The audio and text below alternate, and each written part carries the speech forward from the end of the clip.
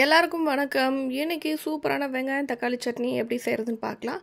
அதுக்கு நான் 2 கைப்பிடி அளவுக்கு வெங்காயத்தை நல்லா உரித்து வச்சுருக்கேன். கொஞ்சம் தேங்காய், அப்புறமா தக்காளி பழம் ஒரு 3 தக்காளி பழம், அப்புறமா கொஞ்சமாக பூண்டு, அப்புறம் தேவைக்கு காரத்தோட தேவைக்கு தகுந்தாப்புல நான் மிளகாய் வத்தல் எடுத்து வச்சுருக்கிறேன். கடாயில் கொஞ்சமாக ஆயில் விட்டு நீங்கள் உரித்து வச்சுருக்க பூண்டு வெங்காயம் ரெண்டையும் சேர்த்து நல்லா வதக்கிக்கோங்க.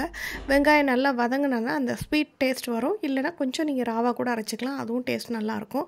அதுக்கப்புறமா 2-3 தக்காளி நான் சொல்லியிருந்தேன் இல்லையா, 3 தக்காளி சொல்லியிருந்தேன், அதை கட் பண்ணி போட்டு அதையும் நல்லா வதக்கிக்கலாம். வதக்கிட்டு இதுக்கு கொஞ்சம் உப்பு சேர்த்துருங்க. உப்பு சேர்த்தா கொஞ்சம் சீக்கிரமாக வெங்காயம் தக்காளி வதங்கி வரும். அதனால உப்பு சேர்த்துக்கோங்க. சேர்த்துட்டு காரத்துக்கு தகுந்தாப்புல 4 வரமிளகா, அப்புறம் நான் நறுக்கி வச்சுருக்க கொஞ்சம் தேங்காய், இது எல்லாத்தையுமே நான் போட்டுட்டு கொஞ்சம் கருவேப்பிலை நல்ல வாசனைக்காக, இதை கருவேப்பிலையே பச்சையாகவே நீங்கள் போட்டு அரைச்சிக்கலாம். அப்படின்னா தான் கொஞ்சம் அந்த ஃப்ளேவர் நல்லாயிருக்கும். அதனால் லாஸ்ட்டாக தான் நான் போட்டுக்கிறேன், ஸ்டவ் ஆஃப் பண்ணதுக்கப்புறமா நீங்கள் அரைச்சி எடுத்திங்கன்னா சூப்பராக அந்த சட்னி ரெடி ஆயிரும். இப்போ இதுக்கு தேவையான தாளிப்பு கொடுத்துடலாம்.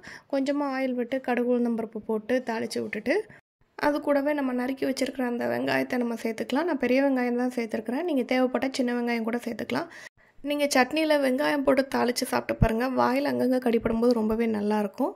அப்புறமா கொஞ்சம் கருவேப்பிலை, இது எல்லாத்தையும் சேர்த்துட்டு நீங்கள் அரைச்சி வச்சுருக்கிற அந்த சட்னியில் அதை கொட்டிடுங்க. கொட்டி மிக்ஸ் பண்ணி வச்சுட்டிங்கன்னா சூப்பரான வெங்காயம் தக்காளி சட்னி ரெடி ஆயிடுச்சு. இது நீங்கள் சப்பாத்தியோட, இட்லியோட, அப்புறம் தோசையோட கூட சாப்பிட்லாம். ரொம்பவே டேஸ்ட்டாக இருக்கும். தேங்க்ஸ் ஃபார் வாட்சிங்.